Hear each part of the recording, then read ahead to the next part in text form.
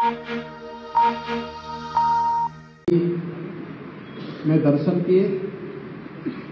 हनुमानगढ़ी के दर्शन के उपरांत श्री राम जन्मभूमि दर्शन का सामूहिक रूप से सौभाग्य पूरे मंत्री कैबिनेट को प्राप्त हुआ।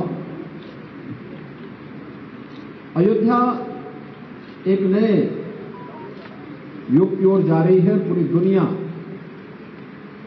आज अयोध्या की तरफ आकर्षित हो रही है और इस दिशा से आज उत्तर प्रदेश कैबिनेट का राम जन्मभूमि में दर्शन करना, श्री रामलला के भव्य मंदिर निर्माण के कार्यों को वहां नजदीक से अवलोकन करना और उसके उपरांत श्री राम संग्रहालय में उत्तर प्रदेश कैबिनेट की बैठक प्रारंभ हुई। कैबिनेट में कुल 14 प्रस्ताव आए। इन 14 महत्वपूर्ण प्रस्तावों में जो प्रस्ताव थे, सबसे पहला प्रस्ताव था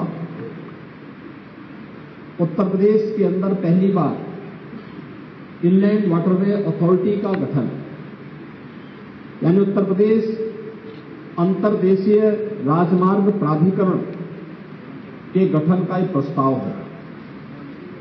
हम सब जानते हैं कि उत्तर प्रदेश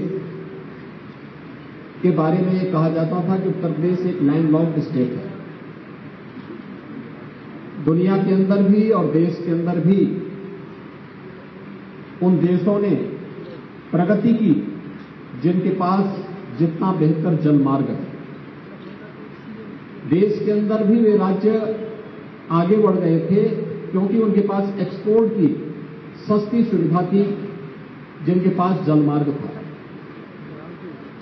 हम सब आभारी हैं प्रधानमंत्री मोदी जी के कि उन्होंने देश का पहला इनलैंड वाटरवे वाराणसी से हल्दिया के बीच में प्रारंभ किया और आज सफलतापूर्वक संचालित हो रहा है। पिछली बार हम लोगों ने देखा था कि 13 जनवरी को दुनिया का सबसे लंबा क्रूज वाराणसी से डिब्रूगढ़ के बीच में भी प्रधानमंत्री जी ने फ्लैग ऑफ किया था। Inland waterway authority Uttar Pradesh में जल यातायात को बढ़ावा देने, इसके माध्यम से वाटर स्पोर्ट्स की एक्टिविटीज को भी तेजी के साथ आगे बढ़ाने, पर्यटन की सुविधाओं में बढ़ोतरी करने के साथ साथ उत्तर प्रदेश को एक्सपोर्ट के एक हब के रूप में, क्योंकि देश के अंदर सबसे अच्छी कृषि और सबसे अच्छा जल संसाधन उत्तर प्रदेश के पास है और अयोध्या इस देश से बहुत महत्वपूर्ण है, क्योंकि अयोध्या कहते हैं आज से 2000 वर्ष पहले अयोध्या की राजकुमारी जल मार्ग से साउथ कोरिया गई थी और कोरिया के राजकुमार से विवाह बंधन में जोड़ करके वहां के आज एक महत्वपूर्ण राजवंश की परंपरा अपने आप को कोरियावासी भावनात्मक रूप से अयोध्या के साथ जोड़ते हैं। बल्कि इसी रामकथा पार्क के बगल में क्वीन हो पार्क के निर्माण का कार्य कोरिया और उत्तर प्रदेश सरकार मिलकर के संपन्न भी कर रही है। इस दिशा से अयोध्या में यूपी उत्तर प्रदेश के अंदर जो हमारी महत्वपूर्ण लगभग 12 के आसपास नदियां ऐसी हैं जो जल यातायात के लिए बहुत मायने रखती हैं, जैसे गंगा जी में, ऐसे यमुना जी में, सरयू जी में, राप्ती में, गोमती है। इन सभी नदियों में ये सुविधाएं उपलब्ध की जा सकती हैं। इसके लिए अथॉरिटी भारत सरकार के साथ मिलकर के कार्य करेगी और उत्तर प्रदेश को अपने परंपरागत उत्पाद को या उत्तर प्रदेश के जो कृषि प्रोडक्ट है इसको भी दुनिया की मार्केट में पहुंचाने के लिए, इसको निर्यात करने के लिए एक सुविधा विकसित होगी। जिससे आज इसकी अथॉरिटी के गठन की प्रक्रिया राज्य स्तर पर भी हम लोगों ने करने का निर्णय लिया है। इस कार्यक्रम को आगे बढ़ाएंगे। दूसरा, अयोध्या धाम की दृष्टि से मैंने पहले ही बताया कि यहाँ पर पहले से ही 178 महत्वपूर्ण परियोजनाएं, जिनमें केंद्र और राज्य सरकार 30,500 करोड़ रुपए से अधिक खर्च कर रही है।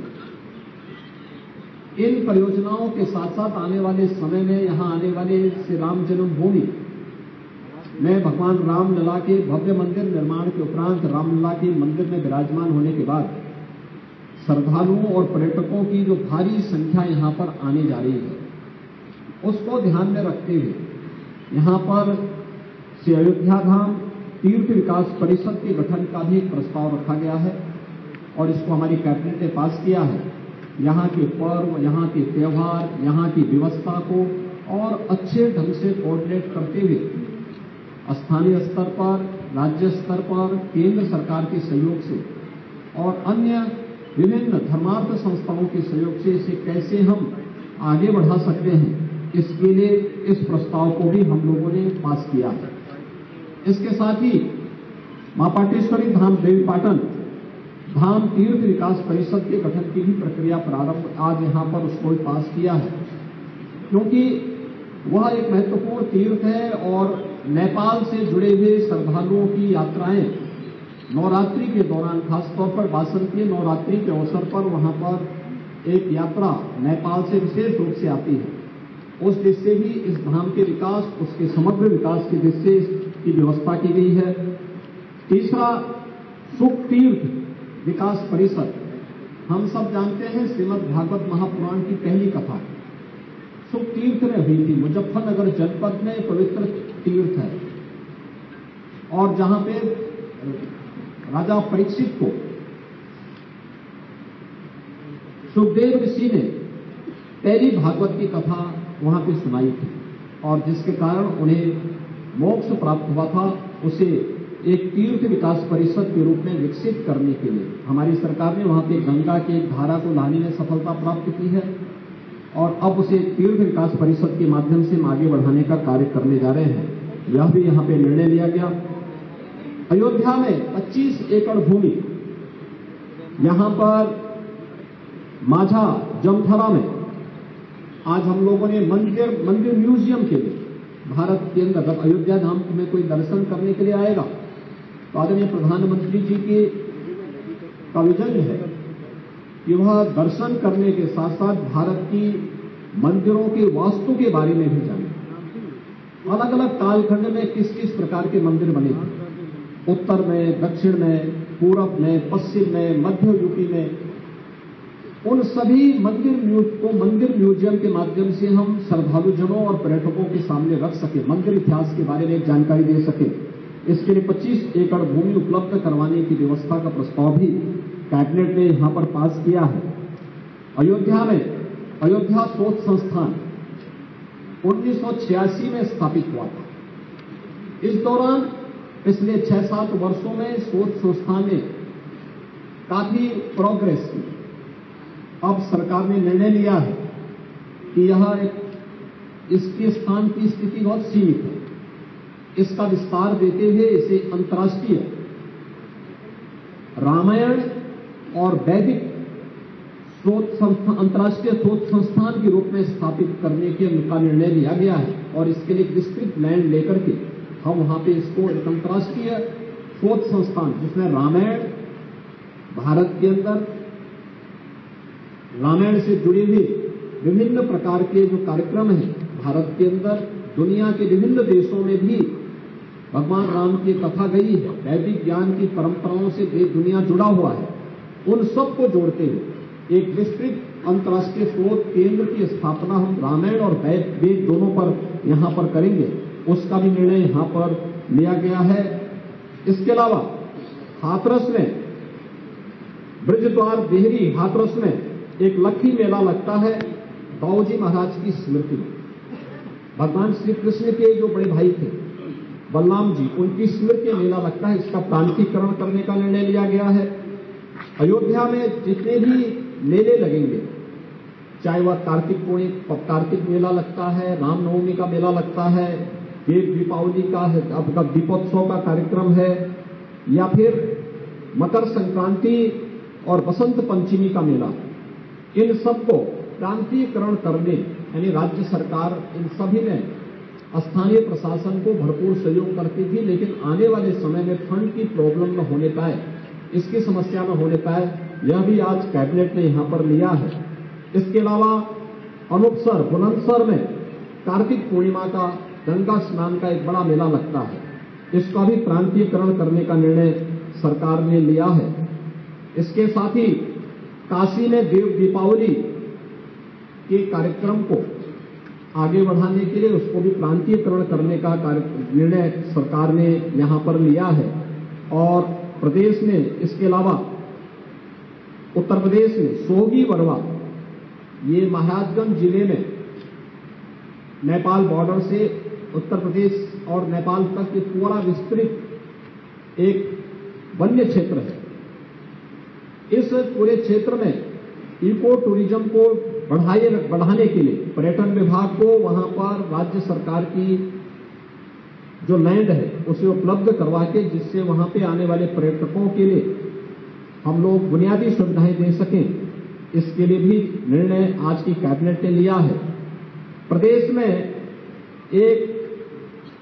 प्रदेश के अंदर THR यूनिट स्थापित करने के लिए राज्य सरकार का निर्णय है।